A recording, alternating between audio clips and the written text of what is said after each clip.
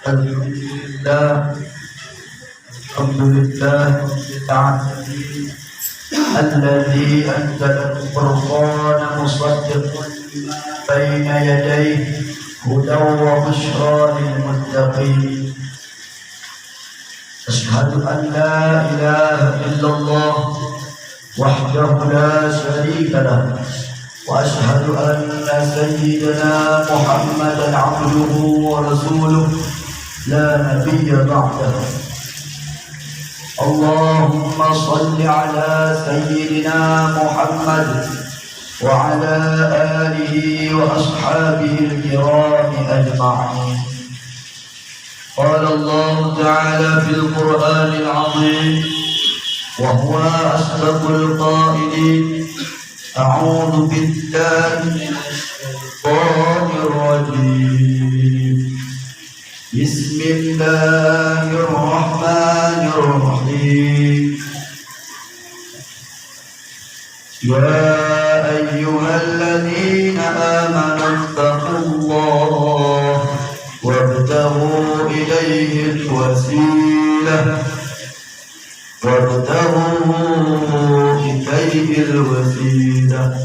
wajahidu fi sabilihi la'allakum tuflihun. Shadaqallahul azim. Alhamdulillah, bapak-bapak, abang-abang, adik-adik dan semua, kita pada hari ini alhamdulillah bertepatan dengan hari yang sangat mulia, yaitu hari Jumat. Pula terkumpulkan juga pada bulan yang baik, yaitu bulan Zulhijjah. Maka dari itu saya sebagai sang khatib ingin menyampaikan sedikit wasiat-wasiat keimanan dan wasiat-wasiat ketakwaan kepada para pendengar sidang jemaah Jumat yang dirahmati oleh Allah, untuk dapat merenungi, mendengarkan dan mengamalkan wasiat-wasiat yang akan saya ceritakan. Hadirin sidang jemaah Jumat yang dirahmati oleh Allah Subhanahu wa taala. Allah Subhanahu wa taala berfirman di dalam kitab sucinya Al-Qur'anul Karim. Bismillahirrahmanirrahim. Ya ayyuhalladzina amanu taqullaha wabtaghu ilayhi al-wasilah wajahidu fi sabilihi la'allakum tuflihun. Shadaqallahul azim. Yang artinya, wahai orang-orang yang beriman, khitab Allah kepada kita sebagai orang yang beriman. Wahai orang-orang yang beriman, ittaqullah, bertakwalah kalian kepada Allah. Wabtaghu ilaihil wasilah, dan carilah oleh kalian kepada Allah wasilah akan perantara. Wajahidu, dan berjihadlah kalian fi sabilih, pada jalannya Allah, la'allakum tuflihun, supaya adalah kalian itu termasuk daripada orang-orang yang menang. Dari ayat tersebut, kaum hadirin, dapat kita pahami dua perintah besar, dua kitab amal, perintah daripada Allah kepada kita yang menyatakan, yang merasa, yang menganggap diri kita itu orang beriman.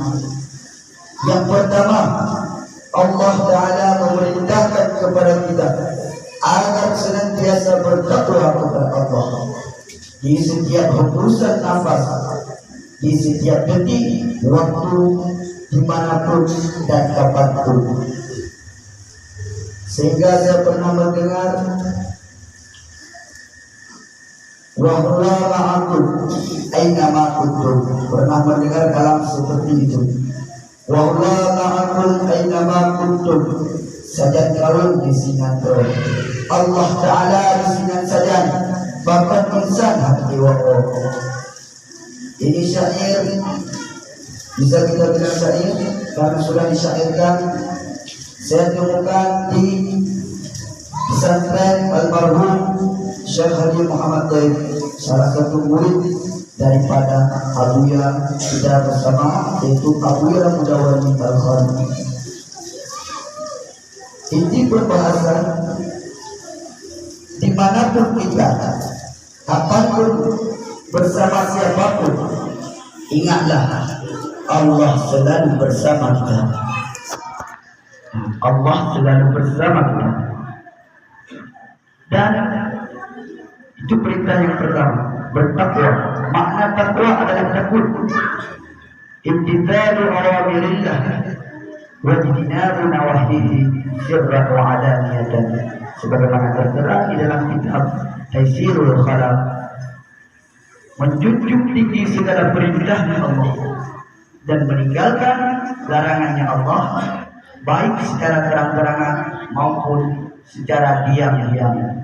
Makna diam-diam, sedang tidak bersama orang lain, kita sedang sendirian, lantas kita pun bermaksiat. Penyebab kita bermaksiat karena tadi kita belum dapat merasakan keberadaannya Allah. Kita hanya meyakini Allah Maha melihat, Allah Maha mendengar. Kita tahu itu semua, kita sudah punya ilmu tentang itu. Namun Bapak-bapak sekalian, terjadinya maksiat kita bukan karena kita tidak tahu, tapi dikarenakan kita belum dapat merasakan keberadaannya Allah, kehadirannya Allah bersama diri kita. Sering kita mendengar dari guru-guru kita bahwa Allah lebih dekat dengan kita daripada urat leher kita. Itu hanya sebatas ilmu kita mendengar. Namun merasakan kedekatan Allah adakah atau tidak? Nah, untuk dapat merasakan keberadaan Allah, maka kita diperintahkan oleh Allah di dalam ayatnya yang tadi, wa batawu ilaihil wasilah. Poin yang kedua, wa batawu ilaihil wasilah, carilah perantara. Bagaimana pengertian wasilah ataupun dengan makna menurut makna bahasa perantara? Sebagaimana tertulis di dalam kitab Tafsirul Jalalain, tertulis ada beberapa contoh yang dimaksud dengan wasilah di situ. Yang pertama, kita mencintai para nabi Allah, mencintai kekasih Allah, baik itu waliullah, ulama warasatul anbiya, dan kita bersahabat dengan ahlul rijal, ahlul kamal, dan bersahabat juga dengan orang-orang yang benar dan orang yang senantiasa mengingat kepada Allah. Sehingga pernah kita mendengar juga ada kalam kun ma'allah, fa in lam takun ma'allah kun man kana ma'allah. Kun itu bersifat perintah. Makna yang dikatakan adalah amar, perintah. Adalah kamu ma'allah, bersama Allah. Kun ma'allah fa in lam takun ma'allah, jika kamu belum dapat bersama Allah, belum dapat merasakan kehadirannya Allah, kun ma'amangkana, adalah kamu bersama orang yang adalah dianya orang ma'allah, bersama Allah. Kita tidak bersama Allah, kita lalai. Makna tidak bersama Allah, yang ada pada diri kita, bukan Allah yang kita ingat. Apa Allah? Mengingat dunia, masih Allah alamun, mengingat alam. Nah, selain Allah, termasuk diri kita, mengingat makan, mengingat tidur, teringat kita kepada istri kita, teringat kepada suami kita, teringat kepada harta, pangkat, jabatan, ilmu, amal, dan lain sebagainya. Itu dapat menjauhkan kita dengan Allah. Karena cinta kepada Allah dan cinta kepada makhluk itu tidak bisa disatukan. Cinta Allah akan hilang jika kita mencintai makhluk, dan cinta makhluk pun akan hilang jika kita mencintai Allah. Maka kata Abu Ya'madawi, wa in ghibtu bada wa in bada ghayyabani, jika hilang aku, zahirlah ia. Wa in ghibtu, dan jika hilang aku, maksud hilang tidak teringat selain kita dan termasuk kita. Bada, jawabnya, niscaya nampak dialah Allah. Disitulah kita baru merasakan keberadaan Allah. Wa in bada ghayyaban, jika Allah telah nampak, telah zahir keberadaan Allah dalam batin kita, ghayyaban, niscaya menghilangkan ianya Allah akan datang. Nah, disitulah kita hilang. Bagaimana sudah hilang? Apakah seperti yang di film-film langsung hilang sekejap mata, ditelan bumi, hilang yang disebabkan oleh angin dan lain sebagainya? Tidak. Yang dimaksud hilang di situ adalah hilang sangkutan hati kita daripada selain Allah dan hanya kembali kepada Allah. Minallah fillah ilallah, dari Allah pada Allah dan kepada Allah. Kaum muslimin sidang jamaah Jumat yang dirahmati oleh Allah Subhanahu wa taala, kita juga sering mendengar, ini yang paling sering kita dengar, mungkin satu bulan, satu minggu, satu hari, sering kalimat ataupun kalam inna lillahi wa inna ilaihi raji'un. Sesungguhnya kita itu milik Allah. Maknanya inna lillahi, sesungguhnya kita itu milik Allah, wa inna ilaihi, dan sesungguhnya kepadanya Allah raji'un, itu mereka kembali. Nah, kita milik Allah, kita ini dari Allah dan akan kembali kepada Allah. Maka untuk kita bisa melakukan poin kedua, yaitu apa tadi? Wasilah, mencari wasilah. Kita butuh yang namanya adab. Wasilah dengan konteks yang lebih jelas, biar lebih mafhum kita, maka kita kaitkan dengan namanya guru. Guru yang senantiasa bersama Allah, guru yang telah sampai kepada Allah, guru yang telah dapat merasakan kehadiran Allah di dalam batinnya, guru yang telah mampu wukuf hakikat. Apa wukuf hakikat? Berhenti mencintai selain Allah, itu wukuf hakikat. Kita perlu kepada beberapa adab. Jadi kita perlu terutama mendapatkan guru. Kita tidak mampu berjalan langsung kepada Allah, maka diperintahkan untuk mencari wasilah perantara untuk memudahkan kita sampai kepada Allah Subhanahu wa ta'ala. Nah, untuk adab-adab yang saya sebutkan, mungkin ada beberapa, tidak saya sebutkan semua, tersebut di dalam kitab Iqadul Himam karya Syekh Muhammad bin Abdullah binti bin Ujaibah Al-Husni.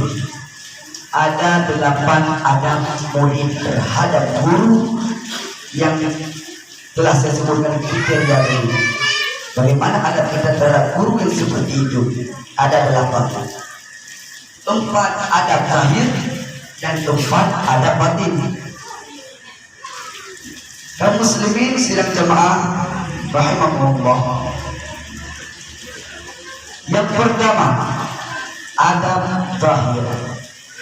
Imtithalu awamirihi, mematuhi segala perintah guru. Mematuhi segala perintah guru. Apapun yang diperintahkan kita harus melakukan, sekalipun beliau tidak melakukannya apa yang diperintahkan kepada kita. Ingat konteks di atas. Guru yang dimaksud adalah guru yang telah sampai kepada Allah, guru yang telah sampai kepada Allah, dan beliau sudah mampu membawa kita sampai kepada Allah Subhanahu wa Ta'ala. Jadi kita mesti mematuhi perintah beliau, sekalipun beliau tidak melakukan hal tersebut. Yang kedua, kita mesti sopan santun di hadapan beliau. Sopan santun di hadapan beliau dalam artian kata di saat duduk jangan banyak bergerak, jangan mengangkat bicara sebelum diizinkan ataupun diperintahkan untuk berbicara, jangan tertawa di hadapannya dengan terbahak-bahak. Kita harus segan dan patuh kepadanya secara kafah sempurna. Itu yang kedua. Yang ketiga, kita juga mesti mengagungkan guru. Di saat di hadapannya kita tidak boleh membicarakan guru-guru yang lain.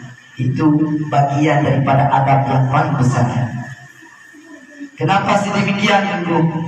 Karena di saat kita mengangkat nama guru lain di hadapan beliau, maka hasilnya beliau akan kecewa ataupun bersedih hati ataupun merasa tidak dianggap oleh kita. Itu yang ketiga.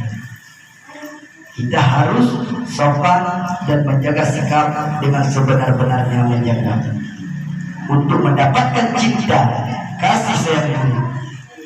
Kasih sayang guru kita berdapat untuk apa? Untuk mendapatkan cinta Allah, untuk mendapat kasih sayangnya Allah. Itulah yang termaktub tadi di dalam Al-Quran, firman-Nya wa'ta'u ilaihil wasilah. Kalau kita berteman, berguru padanya, namun kita tidak beradab kepadanya, walaupun 1000 tahun engkau berguru, engkau belajar, engkau berusaha untuk mengamalkan, jika engkau tidak mampu menjaga sikap, menjaga adab, maka jangan harap engkau bisa sampai kepada Allah, bisa memutuskan sangkutan kepada selain Allah. Yang keempat adalah hadir di majelis guru di setiap waktu, dimanapun beliau. Di saat beliau membuat pengajian yang mungkin untuk kita ikuti, maksudnya layak dan pantas dan memang bisa kita ikuti dikarenakan dekat dengan jarak dan lain sebagainya, maka kita mesti hadir di setiap hari pada majelis guru. Semakin sering kita hadir di majelis guru, semakin bersih nafsu kita daripada selain Allah. Semakin jarang, maka begitu juga semakin lama perjalanan kita untuk mendapatkan Allah. Maka sering-seringlah kita mengaji, menaiki pengajian, kita melihat gerak-gerik guru, kita belajar padanya. Alhamdulillah di pesantren kita Tauhid Irfani dan pesantren-pesantren lain yang ada di sekitaran Kedebayan, banyak menyediakan stok guru untuk mengajar, baik mengajar yang santri yang aktif ataupun santri yang tidak aktif. Begitu juga untuk bapak-bapak dan ibu-ibu yang di rumah yang mendengar. Alhamdulillah kita ada membuat pengajian di setiap malam minggu dengan malam Selasa. Jika berkenan ada waktu luang dan lain sebagainya, boleh singgah di tempat kami untuk belajar ilmu agama, baik cara sholat yang benar, cara bersuci, cara melakukan puasa, cara membaca kitab dan lain sebagainya. Alhamdulillah stok tersebut masih tersedia di pesantren-pesantren, masih bisa guru mengajarkan sedemikian. Maka sempatkan waktu kita. Sesibuk apapun, belajar itu adalah kewajiban bagi kita semua, baik itu lelaki ataupun perempuan. Sebagaimana sabda Nabi, talabul ilmi fardhah ala kulli muslimin wa muslimah. Menuntut ilmu merupakan satu kewajiban di atas setiap orang muslim, orang Islam, baik dia laki-laki maupun dia itu perempuan. Hadirin jamaah Jumat yang dirahmati oleh Allah Subhanahu wa taala. 4 adab batin yang akan saya sebutkan. Yang pertama, kita harus mengagungkan guru. Mengagungkan guru. Hadiran Allah ibadah. Matang jelas di dalam kitab. Hadiran Allah ibadah. Baik beliau ada bersama kita ataupun sedang tidak ada. Kita tidak boleh berlaku kalau bahasa Aceh juga. Anjur berlaku. Tidak ada tukang gorengnya, ada dua gorengnya. Tidak ada tukang gorengnya, ada dua gorengnya, ada berdua gorengnya. Hanya bisa karena mengurangi guru gorengnya. Maka harus dijaga ada. Ya, harus dijaga. Tidak sempat merendahkan guru yang lain. Itu ada. Mengagungkan guru dimanapun, baik beliau ada bersama kita ataupun tidak ada. Yang kedua, kita harus senantiasa mengingat guru. Itu bagian juga, bagian daripada isi yang saya pelajari. Senantiasa merasakan kehadiran guru dimanapun kita. Rabitah kalau istilah dalam ilmu tasawuf, mengikat hati kepada guru agar tercapainya kita kepada Allah Subhanahu wa taala. Sekian yang dapat saya sampaikan untuk adab-adab terhadap guru. 2 poin sudah tertunaikan. Yang pertama, kita harus bertakwa kepada Allah. Yang kedua, mencari guru wasilah dan beradab kepadanya dengan sempurna. Yang ketiga, poin terakhir adalah wajahidu fi sabilihi la'allakum tuflihun. Kita diperintahkan untuk berjihad fi sabilihi, pada jalannya Allah. Supaya apa? Supaya kita ini tergolong kepada orang-orang yang benar. Kita pahami, kita baca di dalam kitab Tafsirul Jalalain. Saya melihat juga tafsir Al-Quran lagi mengenai jihad yang dimaksud. Jihad yang dimaksud adalah jihad hawa nafsu. Jihad ada terbagi kepada 2. Yang pertama, jihad asgharun, wa huwa asgharun al-awwal. Wasani jihadun kabir, jihad yang besar. Jihad yang kecil adalah jihad melawan, berperang dengan orang kafir. Kenapa digolongkan kepada jihad kecil? Karena itu tidak berlaku selamanya. Bisa berlaku hari ini dan besok tidak. Hari ini kita membunuh, besok kita tidak membunuhnya. Karena peperangan itu ada kala terjadi, ada kala tidak. Seperti sekarang tidak. Kita tidak melakukan jihad asghar.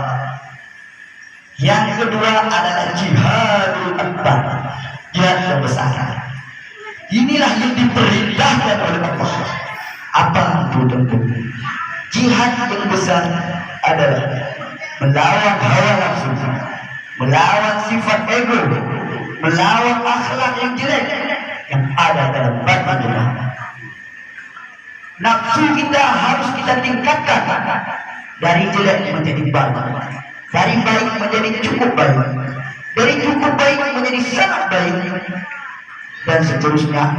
Intinya kita harus meningkatkan kualitas akhlak.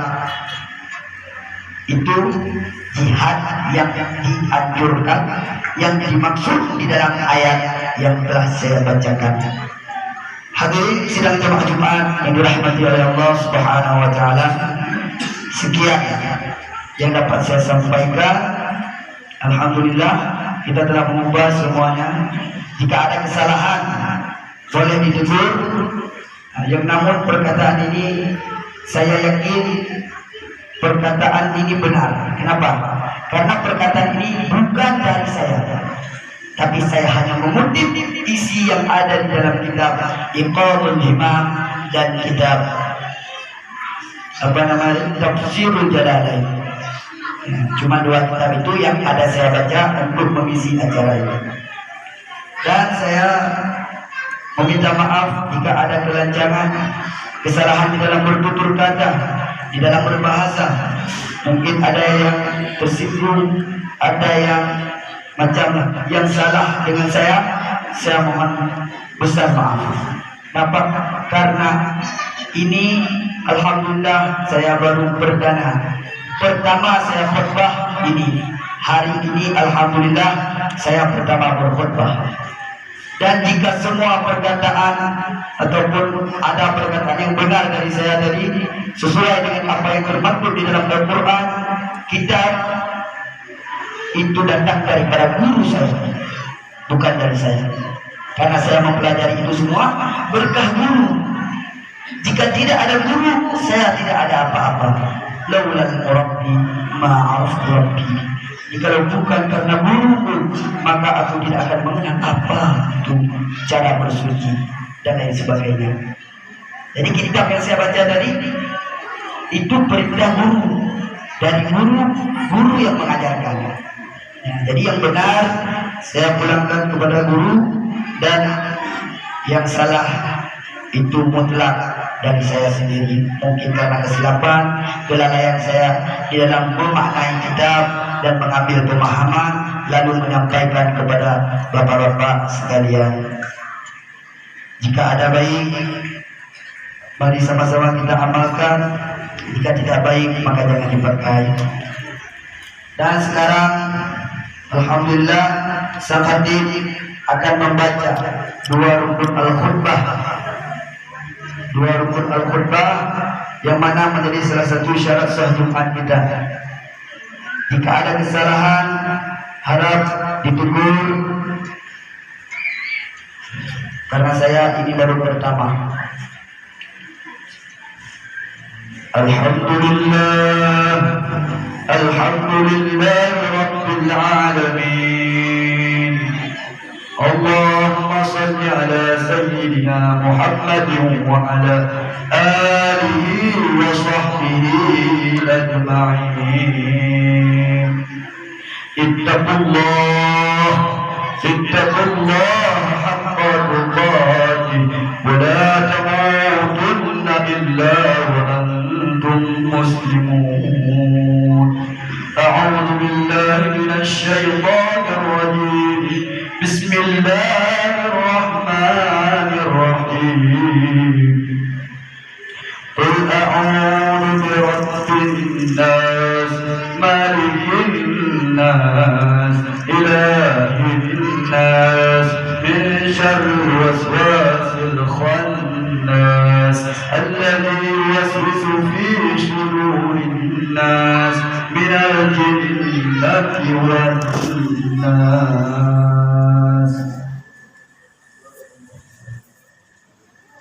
أعوذ بالله من الشيطان الرجيم. بسم الله الرحمن الرحيم. ربنا آتنا في الدنيا حسنة وفي الآخرة حسنة وقنا عذاب النار اللهم صل وسلم على سيدنا محمد سيد الأولين والآخرين وسلم ورضي الله تعالى عن صلاتنا وأصحاب سيدنا رسول الله أجمعين.